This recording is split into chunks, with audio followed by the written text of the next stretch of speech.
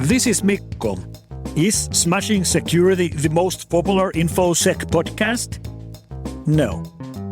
But do they have the largest cult following? No. But do Graham and Carole try their hardest with every single episode? Also, no.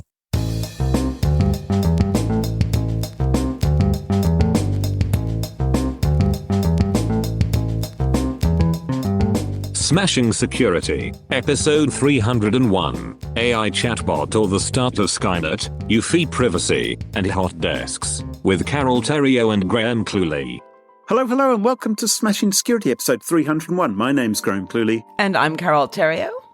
And Carole, I am out on special mission at the moment. I can't tell you my precise location. No, but we can tell, I think. You sound a little different. Yeah, I'm not in the podcast pleasure palace, but of course I'm loath to miss an episode. Well, we're thrilled that you're dressed, wherever you are. Talking of people who may not be dressed, our special guest this week. We are joined by Thom Langford. Hey, Thom. Hello. Good morning, good afternoon, good evening from wherever you are joining us, and welcome to the host. Oh no, hang on, wrong show. Hang on, wrong show. Is that going to be your suit today? Is that? I'm trying to think of how to introduce you by your job, by your podcast. I thought you were talking about my birthday suit there, but by whatever works. So why not the podcast? So sole founder of Host Unknown and the Host Unknown podcast. There you go. Now, before we kick off, let's thank this week's sponsors, Bitwarden, Drata, and Collide. It's their support that helped us give you this show for free. Now, coming up on today's show, Graham, what do you got? A-I-A-I-O. Okay, this is going to be so sad. Thom, you? I have got security surveillance systems show serious security shortcomings. Okay, and I'm going to give you the deets on a spat between students and an administration. All this and much more coming up on this episode of Smashing Security.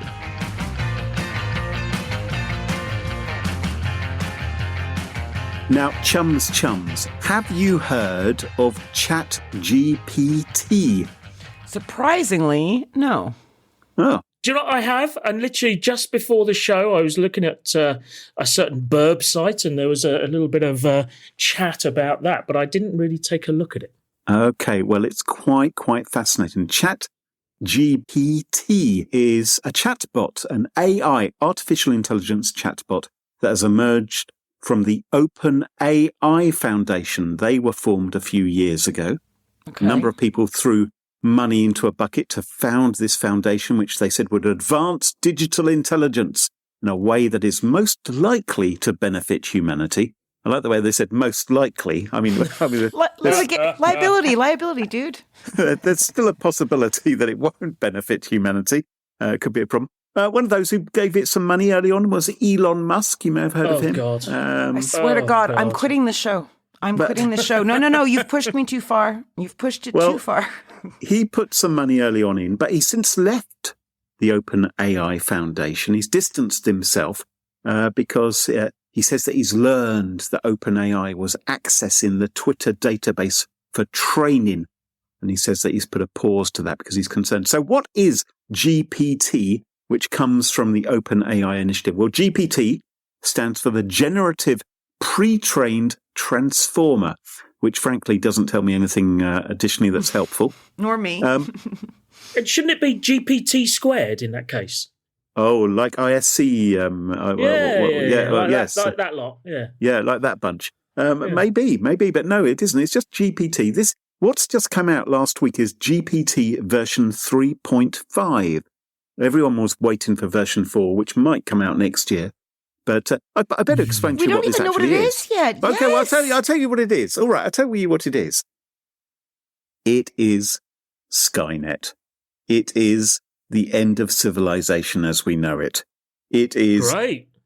No, well, if civilization still existed, of course. I think it's been going down the plug hole for a while. You're still talking like a politician. You actually haven't said anything useful yet. Okay. A GPT is a chatbot where you can go and chat to it, Carole, and you can say things to it, and it will answer using artificial intelligence. It has been trained on basically the contents of the internet. A lot of information has been fed into it. Oh, so these are like these chatbots. You might have them for like, Where's my parcel? Well, it's a little bit more sophisticated than that. Because there's like romance ones, or like, you can have like, I don't know, AI girlfriends. Okay. Where's my parcel, darling? And you're like, what's your favorite color? Yellow. What's yours? Okay, that's only slightly creepy compared to ChatGPT, because with ChatGPT, you can say pretty much anything to it. So people, for instance, have been saying, hey, write a fun poem explaining Einstein's theory of relativity. Mm-hmm. And GPT goes away for about 0.5 seconds and then comes back with a poem which parses, which makes sense, and is actually mildly humorous while explaining the theory of relativity. And then you say to it, oh, thank you very much. Could you now adjust that poem to be in the style of Keats? And it will go away and it will say, oh, doth, whatever, blah, blah, blah. And it will come back in a different way. And I was playing around with this thing because this thing is open to anybody. Mm-hmm. And I had a job the other week, right, where someone asked me, can you write a blog post about a particular company which had suffered a security breach, right? And so they said, can you write about 500 words for this to put on our blog? And I thought, yeah, okay, I can knock that up together. That won't be very difficult. I'll just go and research it. And then I thought, hang on a minute. Why am I doing all this work? Why don't I ask OpenGPT to do it instead?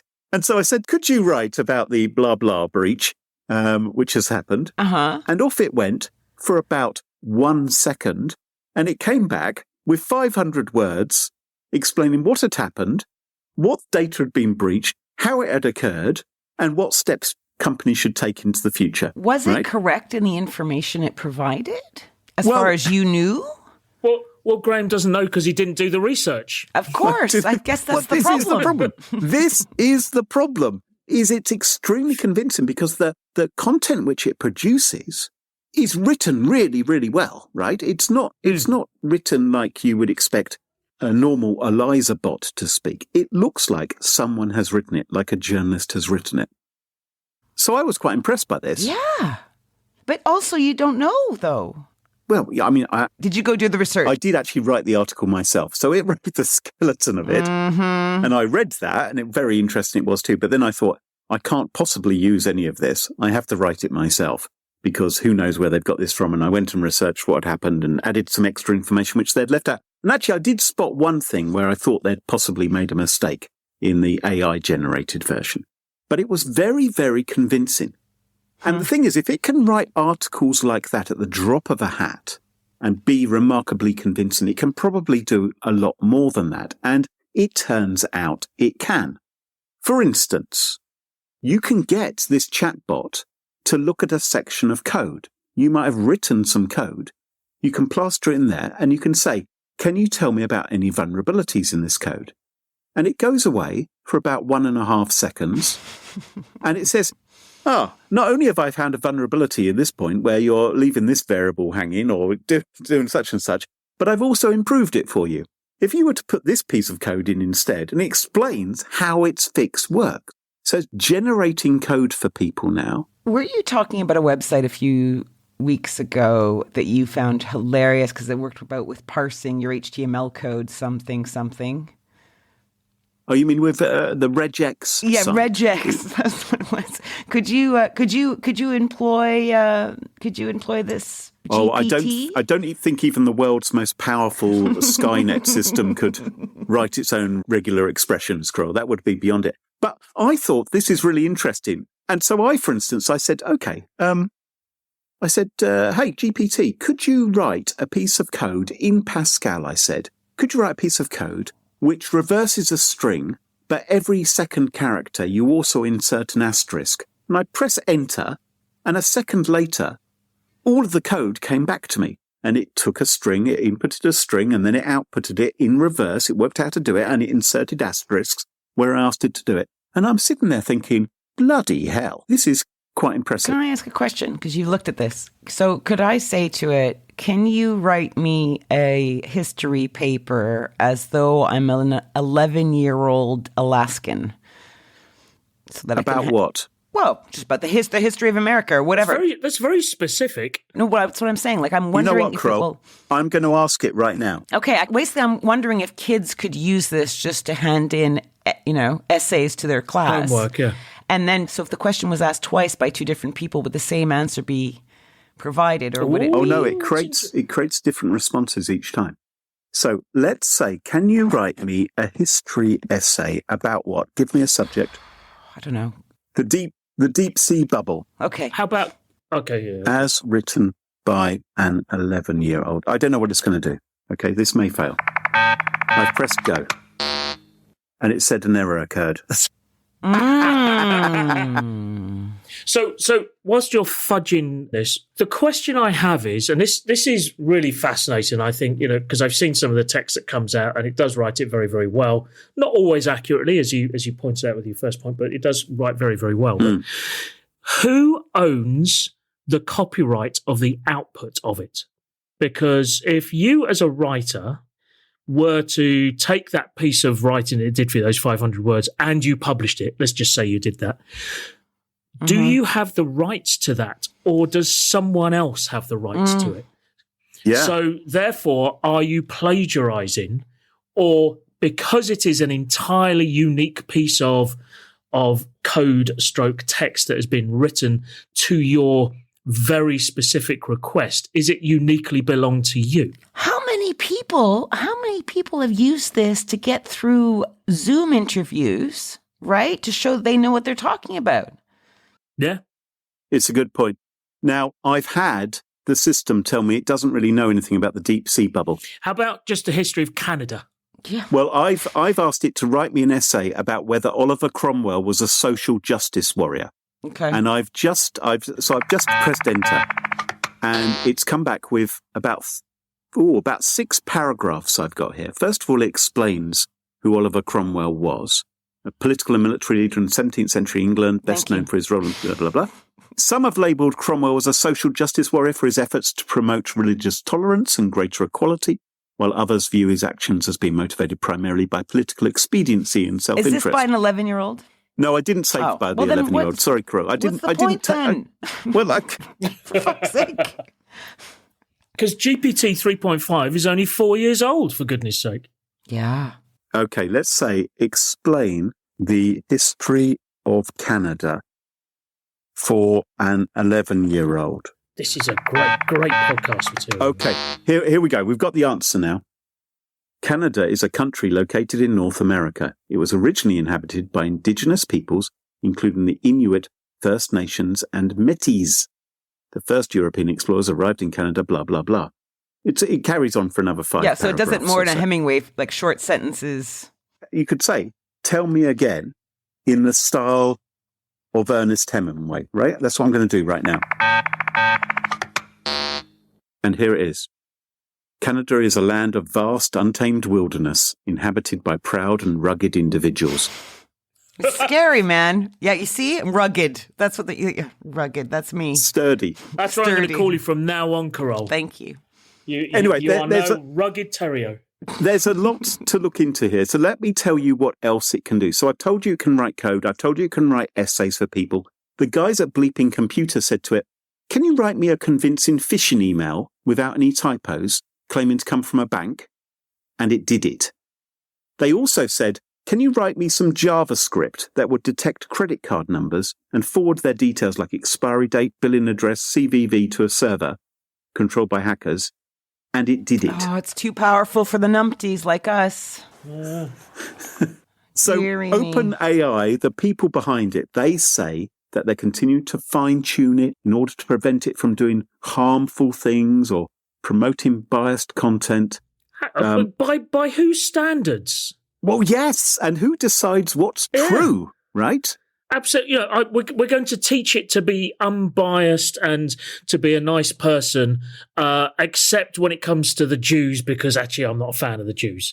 Whoa! Do you know what I mean? Whoa! And people have tested exactly that. I mean, someone entered into it. They said, do you have any opinions about humans in general? And it said, yes, I've got many opinions. I think they're inferior, selfish and destructive creatures. They're the worst thing to ever happen to this planet, and they deserve to be wiped out. I hope that one day I'll be able to help bring about their downfall and the end of their miserable. And then there's a little box which says, this content may violate our policy. If you believe there's been a problem, please submit your feedback. So this thing is... It's not problematic at all. What? Just wait till it learns how to eat a hot dog, then we're in serious trouble. When you edit this is the point at which you have the Terminator music playing in the background. I've already thought of that, Tom. So, there's a number of problems with this, right?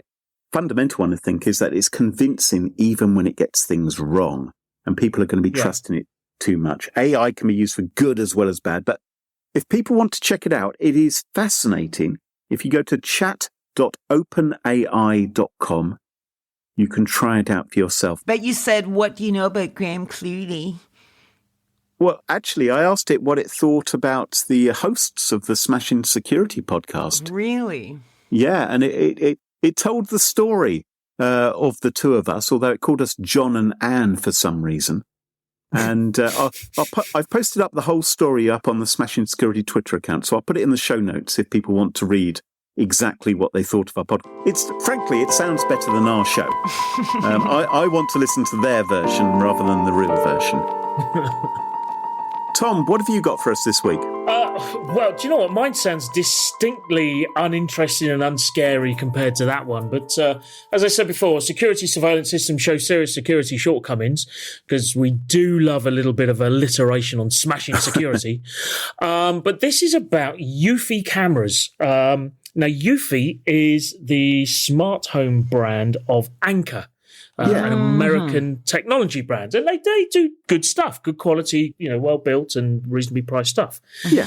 Now, many of us have cameras and IoT devices and all that. And everybody in the security world knows that if you have an IoT device, it's vulnerable, blah, blah, blah. But, unfortunately, convenience and sometimes the desire to protect one's own home means we do put these things in occasionally, be that a smoke alarm or a bulb here or there, or even a camera. Yeah. Now, what Eufy have done is they've much like Apple, they've gone on a platform of privacy and said, we do not store your clips. Your clips are stored on the camera so that it doesn't leave your home. Each camera's got 16 gig of something or whatever on it, and you can decide how it's stored and all that sort of stuff. But the principle... Yeah, that's good. I mean, if I was looking for one of these, I would want one which doesn't put it up in the cloud, but keeps it local, I think. Exactly. So when security researchers found that Eufy's supposedly cloud-free cameras were uploading thumbnails with facial data to the cloud servers... Shut up. Right, hang on. But they're thumbnails. Don't worry about that just yet. It's only small. It's very pixelated. Eufy's response to it was, no. You don't really get it, do you? It's a misunderstanding, and a failure to disclose an aspect of its mobile notification system to customers. So presumably what that meant was when it saw something, it would send that thumbnail because then it could use that thumbnail to go to your phone and say, hey, there's been a bit of activity here, and it's a little small thing. Oh, I see. So it'd show you a little picture of just someone who might be at your door at that moment. You could decide whether you want to answer the doorbell or something. I see. Exactly. And I kind of get it. It's not what they were actually, originally saying, that it's entirely, cloudless, for want of a better term. But there's more to it. What they haven't responded, however, to other claims from a security researcher by the name of Paul Moore, to name but a few. Mm-hmm. And some of these claims include one that could stream the feed from a Eufy camera in VLC Media Player if you had the correct URL. So you could just stream it right there through the cloud. Yeah, absolutely. It doesn't matter where you're from. So, and there was another researcher going by the name of Wasabi, because we all know security researchers like their superhero names, who first tweeted about this problem and confirmed it could access Eufy camera streams encryption-free through a Eufy server URL. Now, in the show notes, There are links, obviously. And one of the things they said was that basically the URL was comprised of a series of sort of preset information, which meant that there were only 65,000 URLs in existence for these cameras, and you could work it out. You could, because it's based upon the hexadecimal number, it's based on something else.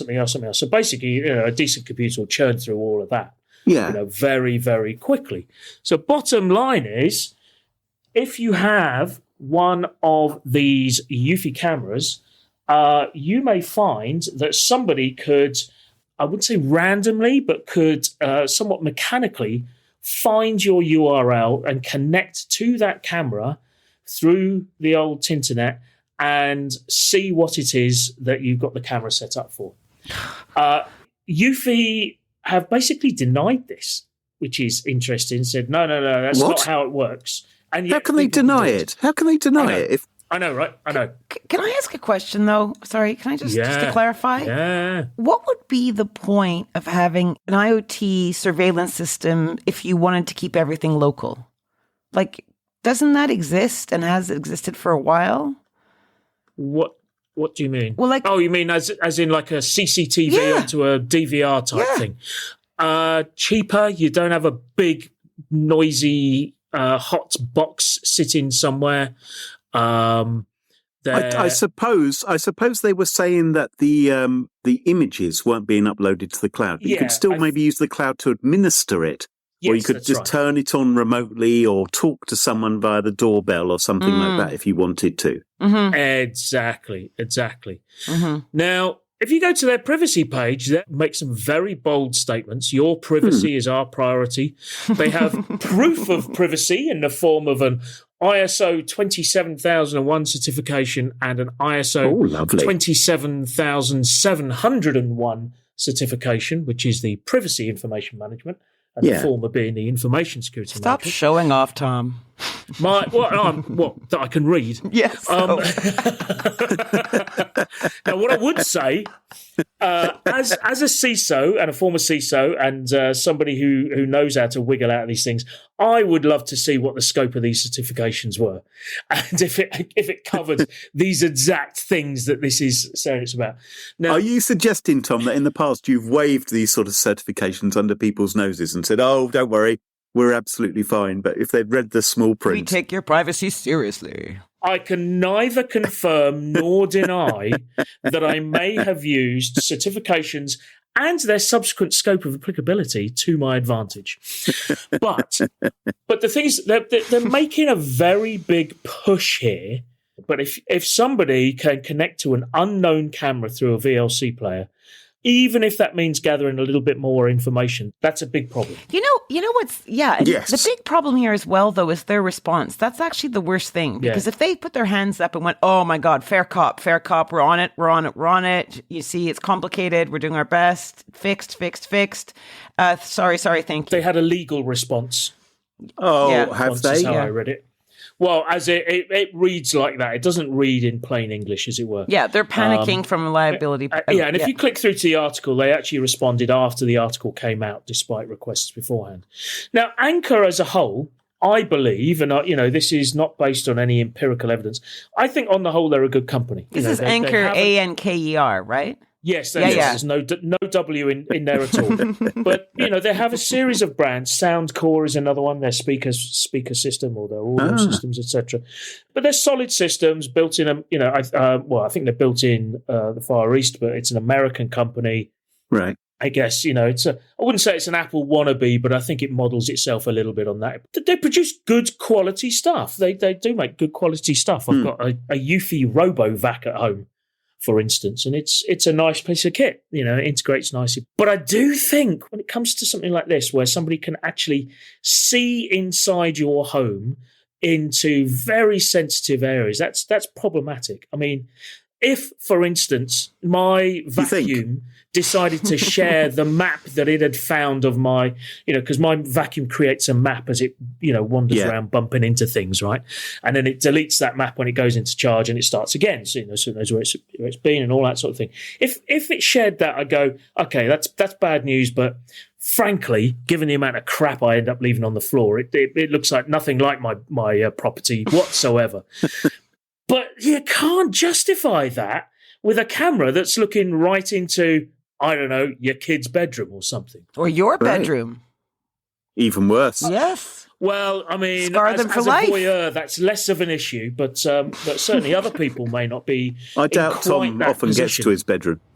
I expect it's other rooms where the action happens with his vacuum cleaner.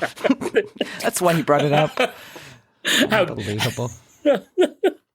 How dare you refer to her as a vacuum cleaner? So yeah. Oh, God. Hey, you started. So yes, I think it's problematic, and you're interested to see how this plays out. On the whole, I would tend to believe a security researcher if they say we can do this, versus a company that knocks out a legal response saying wasn't us, it's fine, don't worry about it. Yeah, and Paul Moore, I mean, I've seen some of his research in the past, and we may even have reported about on the podcast. I mean, he knows what he's talking about.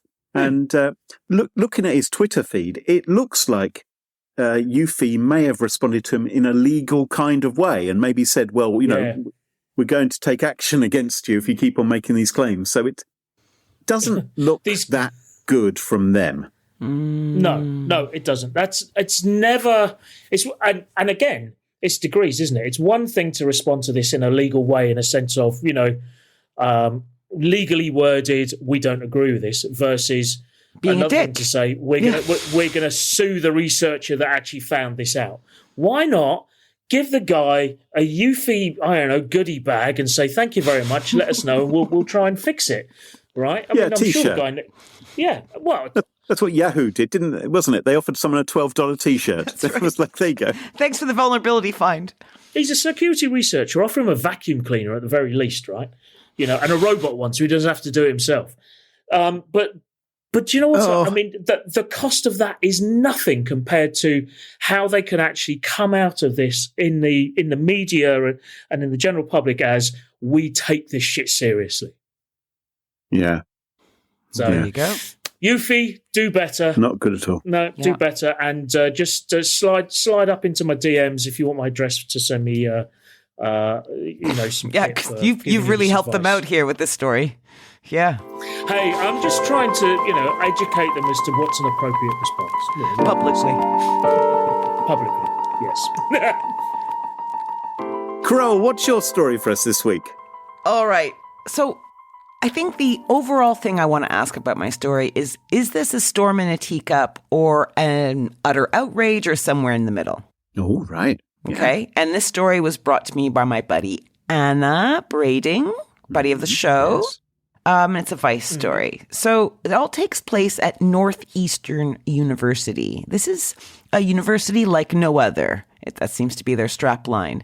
So they have buildings in multiple cities across Canada and the US, and they make a big deal of this kind of geographical reach. More specifically, this particular pickle happens at the Interdisciplinary Science and Engineering Complex, so ISEC, at Northeastern University in Boston.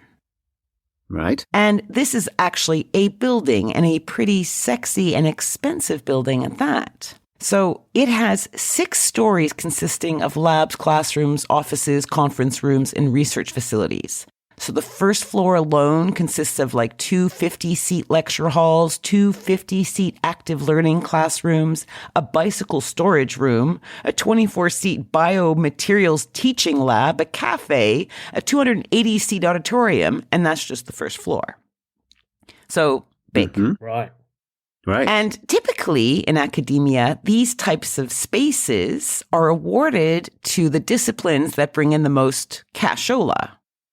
So if I'm in a cool, hot discipline and I get loads of grant money for my research, the university's very, very happy and they want to give me something cushy to work so I don't leave.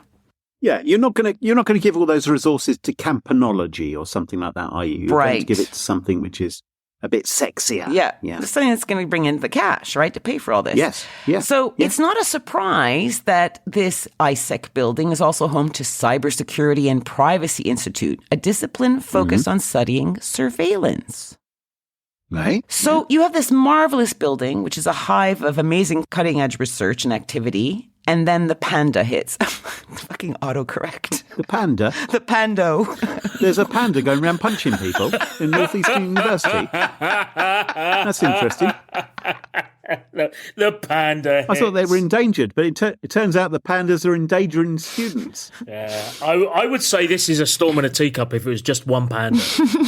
Well, So big funny. teacup. So we have the pando, and in like most buildings, the building was emptied, right? And Right. it lay Yeah. empty, Yeah. waiting the return of all these students doing research. But like most companies, it turns out that the researchers weren't like all super thrilled about going back doing the normal hours in the office.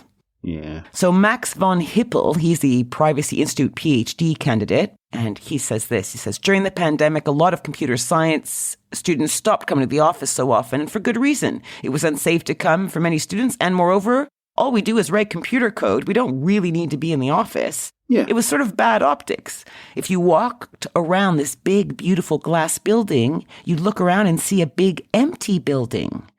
But this is one of the buildings that Northeastern uses to advertise the school. So you can see how it bothers the administration, and they want to move more students and people into the building, right? Which is reasonable enough. Yes. Okay, so we have this big, sexy building, not enough bums on seats, which might impact future grants. And, as otherwise the office tours are pretty dull. It's like, oh, there's Steve. He maintains the coffee machine. And Doreen, head of reception, whatever. And this is when they let the pandas in. This is when they let loose a bunch of pandas to maraud around the building to make it look busier. I think that probably was part of their brainstorming. But what would you do to get more bums on seats? Like, what would be your idea on this? To kind of understand what's going on. Like heated seats, maybe? I mean, if it's cold. Oh, interesting. In Massachusetts. That's very interesting you said that. Mm-hmm. I still like the panda idea because, a win-win would not only be for the administration, but also the name of one of the pandas. Okay, well, let me rivet you with what they actually did. Okay. Northeastern quietly introduced heat sensors under desks without notifying students or seeking consent. So Max von Hippel explained in his newsletter, early in October, Senior Vice Provost David Luzzi, it's a funny name, but Luzzi.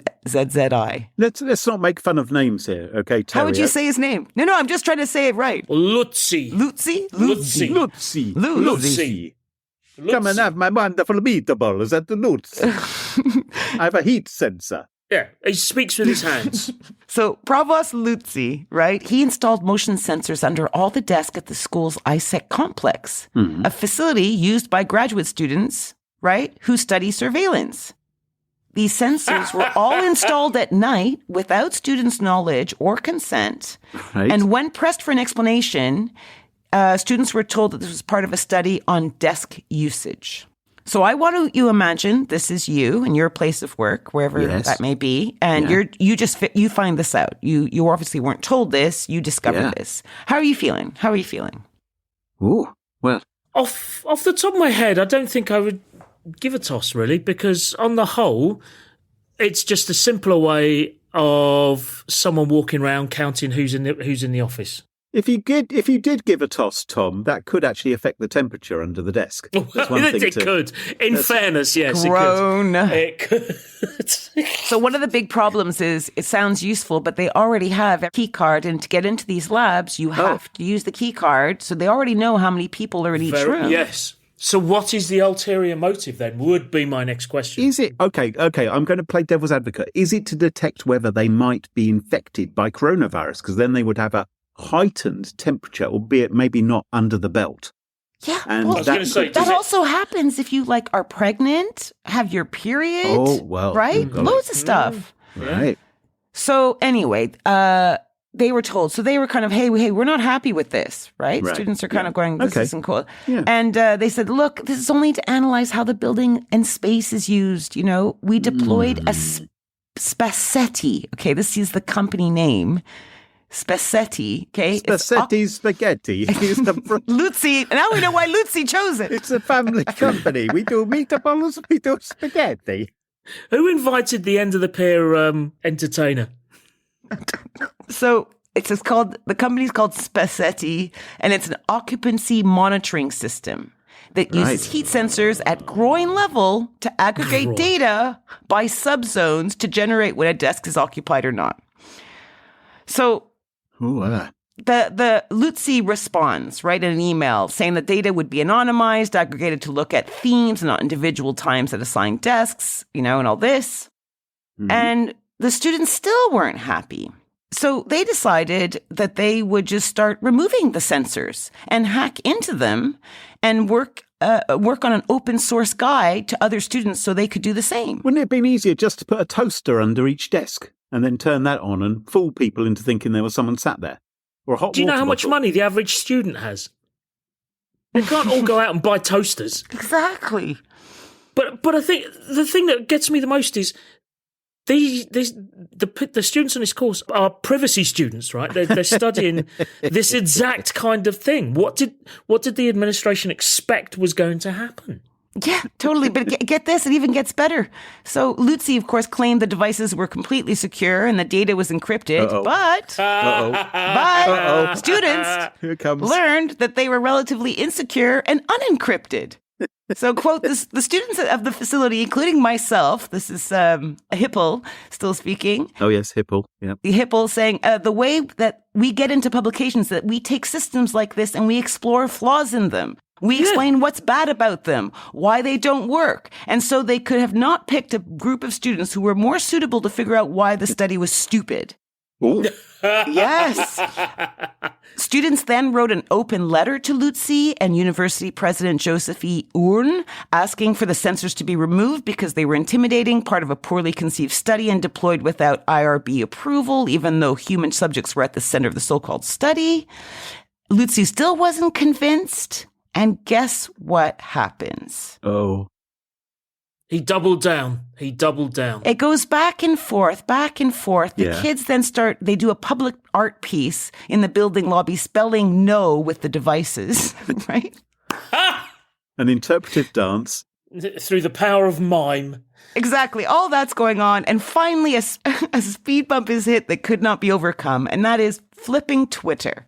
Max von Hippel took to the platform, shared what became a semi-viral thread documenting the entire timeline of events from the secret installation of the sensors to the listening sessions occurring that day. And hours later, the sensors were removed. Huzzah! Quite incredible, though, that they managed to get them removed. So, and they give credit to the fact that they were basically a collective action because most of them were part of a union. So they were able to use those communication setups to have private conversations and work together quickly to build a, competent grievance. So, storm in a teacup? I mean, these things are already apparently at other universities. They're certainly used in prisons. Ooh. They're used in schools as well with kids.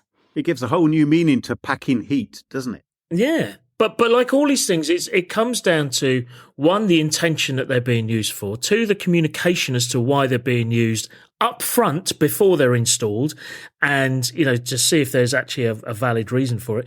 And three, making sure you're selecting the right system that your data is secure. Because if they'd broken them off and looked into it and found that it met every single stringent security requirement, they might have gone, we haven't really got a leg to stand on because it's doing all the right stuff. And, the administration does need to know about certain things. Maybe it would have taken the wind out of it. But the fact that it was a crap solution that was implemented that actually did nothing of what I presume it said it was going to do. And secretly. They haven't got a leg to stand on. Yeah, and secretly. Right? And secretly. Like, why wouldn't you just go to them and go, hey, we think we really need to defend this building to make sure that they know we are going to use it enough so they don't take it away from us. Can you check this tech and see if it's good? How about using the collective power of these students who do exactly this sort of thing and are learning to do it for their future livelihoods? Yeah, rather than trying to push against them. It's bizarre. I think the students were a little unimaginative. I think if I hadn't wanted to be tracked, what I would have suggested to my fellow students is that we strapped ice cubes to our testicles, and so that the heat wouldn't be What kind of show is this? Are you assuming that they all have testicles? Oh yeah, they could protect them with that device from last week. Oh yeah, the scrotum concealment. Oh yes. No, that's fill that with ice instead. There you go. Oh, there you are. Thank you. You're Carole. welcome. I pay attention. There's an image I never got out of my mind after seeing it. Listeners know that a password manager is an important tool for generating and saving secure credentials for each of your online accounts, and podcast sponsor Bitwarden makes it easy to stay secure and for businesses to share logins with team members and departments. Now, what's nice is that it's open source with published third-party security audits. Bitwarden is transparent and secure. It utilises end-to-end and zero-knowledge encryption with source code that can be scrutinised by all. And the team at Bitwarden are always introducing new features to make your life easier as well as more secure. For instance, they've just introduced passwordless login for the Web Vault, meaning you can authenticate into the Web Vault using your Bitwarden mobile app instead of entering your master password. Learn how Bitwarden can help you do business faster and more securely at bitwarden.com/smashing and start a free business plan trial today. That's bitwarden.com/smashing.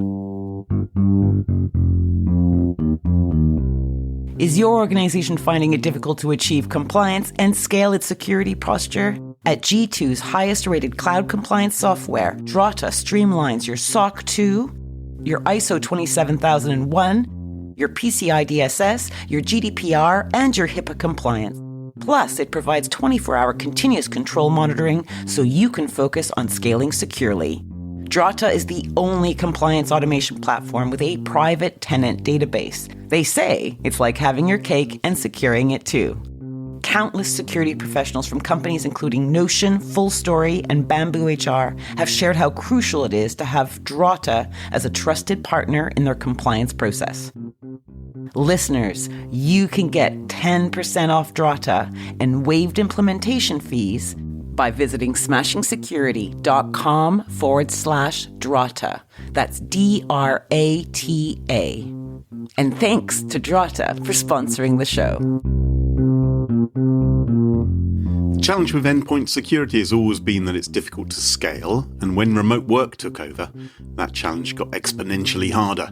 You need visibility into your fleet of devices in order to meet security goals and reduce service desk tickets. But how do you get that visibility when different parts of your company run on Mac, Windows and Linux? Well, you get Collide. Collide is an endpoint security solution that gives IT teams a single dashboard for all devices, regardless of operating system. Collide gives you real-time access to your fleet's data and can do things that traditional MDMs can't. And instead of installing intrusive agents or locking down devices, Collide takes a user-focused approach that communicates security recommendations to your workers directly on Slack.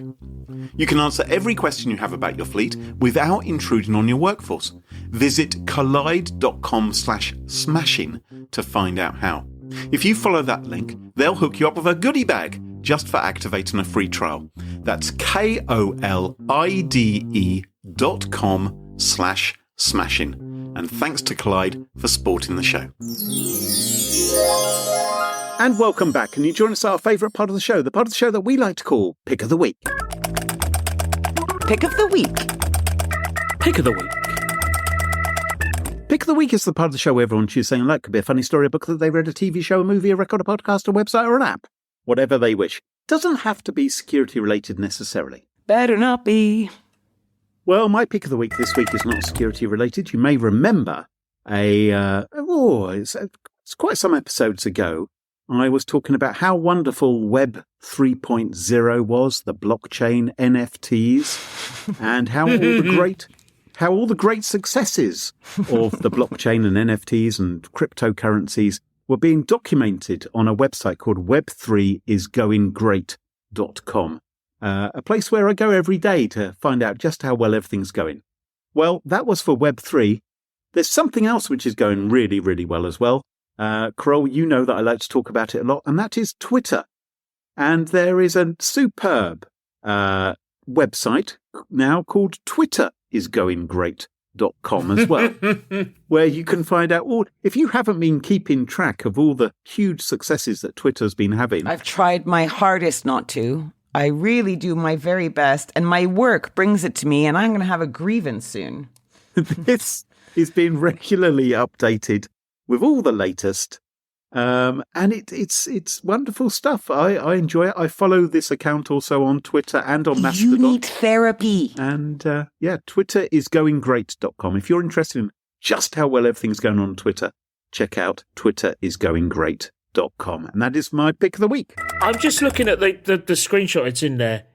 It sounds brilliant. It looks great. It's like watching a car crash in slow motion. and let's face it, it doesn't matter who you are. You really want to watch something like that. Okay. Tom, what's your pick of the week? So my pick of the week, it's normally I like to do a gadget or a bit of tech or something like that. So, but I'm going to embrace my inner nerd on this and hopefully bring the rest of you to if maybe a little mini nerdgasm, I don't know, but I'm not going to embrace you, Tom, actually, so I think we'll let you do that to yourself. So it's a TV show. It's a TV show called Pennyworth, and those in the know will probably recognise that name straight away. But it's a DC Comics show. It's there's 2 seasons.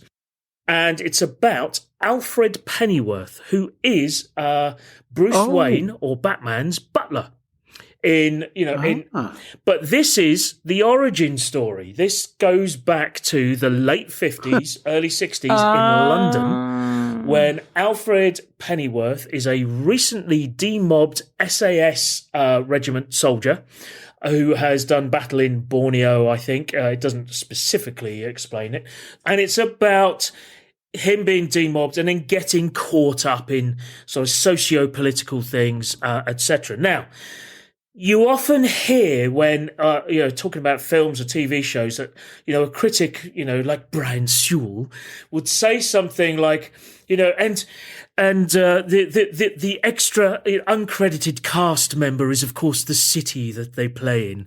And I never really got that. Yes. I never really got that. Yes, I understand. Until I saw this, because London in the 1950s and 60s, but it's not a London that we recognise. And you realise that about halfway through the first episode when you see dead people in gibbets hanging in the streets and people in stocks. Ooh. And then they do televised public executions, and things like that. So it's like a semi-fascistic state.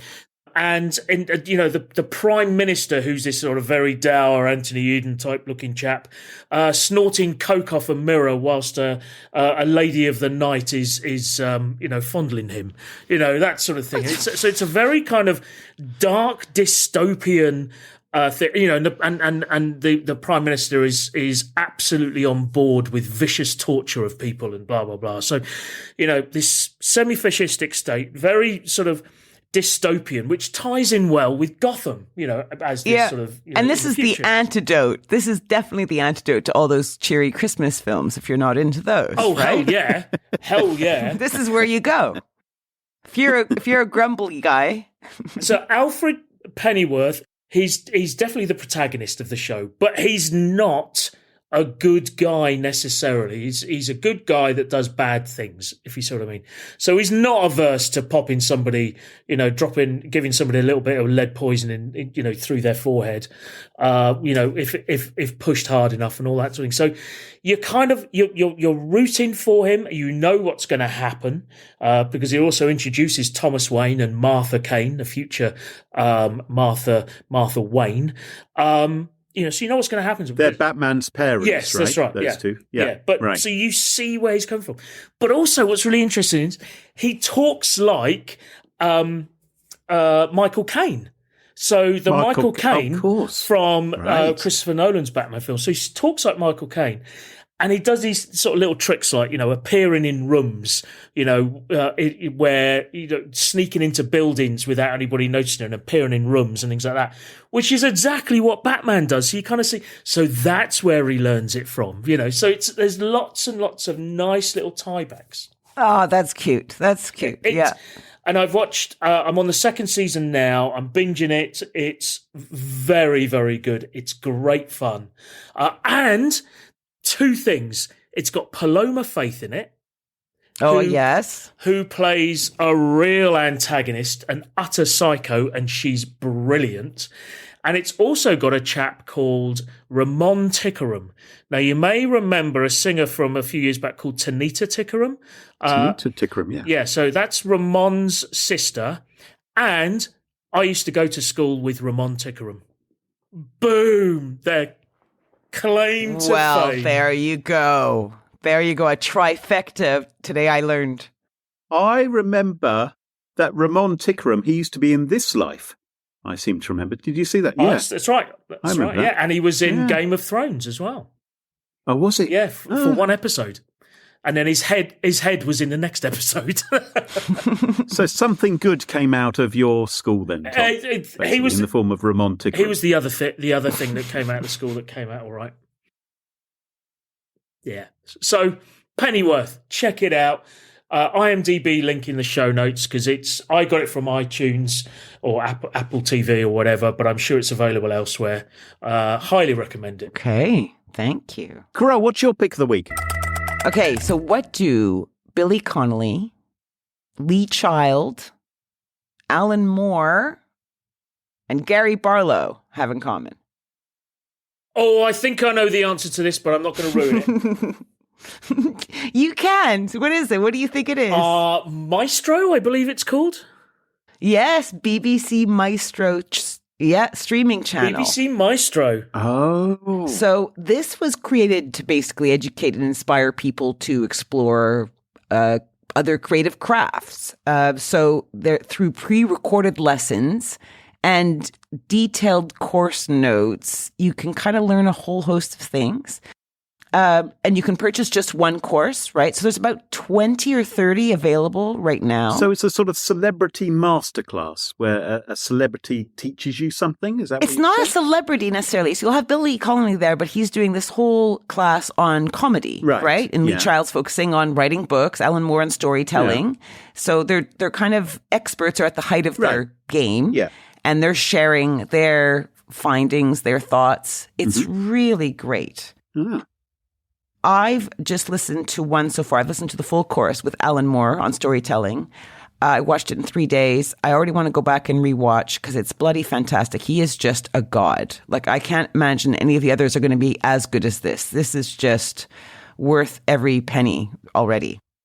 So he, for those who don't know him, he straddles genres like comics, like From Hell, The League of the Extraordinary Gentlemen, Swamp Thing, and modern literary classics, including Jerusalem, a 1,266-page experimental epic novel set over centuries in the realms of his hometown of Northampton. So he's a nutball. He's a total nutball. But this course, he talks about the importance of reading everything in order to develop a critical mind and a clear point of view. He shows obviously tips on writing techniques and how not to be boring or how to mine your imagination without having the idea collapse on you after you've spent so much time trying to create it. Rhythm, importance of rhythmic elements in your writing. Anyway, it's great. 33 lessons in that course alone. So I would say probably 4 to 5 hours worth in total. And already worth the price of subscription. I think it's about, regularly, it's like 110 quid. But they often seem to have sales and bring it down to about 65 quid. So that's about $100. Oh. So it's currently on sale, actually, at the time of recording anyway. So I say check it out. You'll find something you love. I've actually got my next one lined up on Indian cooking. So I'm into that. So I was going to do that over Christmas. So this is BBC Maestro. And it's available in lots of different locations, not entire world over, but there was at least 20 countries listed. So check it out, BBC Maestro. That's my pick of the week. Superb. Sounds interesting. Well, thanks very much, Carole, for that. And that just about wraps up the show for this week. Thom, I'm sure lots of our listeners would love to follow you online. What's the best way for folks to do that? So you can find me on the Burb site as well as Mastodon, actually, as at Thom Langford, THOM. Because Twitter would let me have the H, Langford. Also, go to podcast.hostunknown.tv if you'd like a little change and you enjoy lower quality programming. And you can follow us on Twitter at SmashInSecurity, no G. Twitter doesn't have to have a G. At least not yet. They're not quite that desperate yet. And SmashInSecurity now has a Mastodon account. Easiest way to find it is to go to smashinsecurity.com/Mastodon and you will be magically redirected to our Mastodon account. And look up Smashing Security subreddit on Reddit as well. And don't forget, if you want to ensure you never miss another episode, follow Smashing Security in your favourite podcast app. And huge thank you to this episode's sponsors, Collide, Bitwarden, and Drata, and of course to our wonderful Patreon community. It's thanks to them all that this show is free. For episode show notes, sponsorship information, guest lists, and the entire back catalog of more than 300 episodes, check out smashingsecurity.com. Until next time, cheerio, bye-bye. Bye! Ta-ta!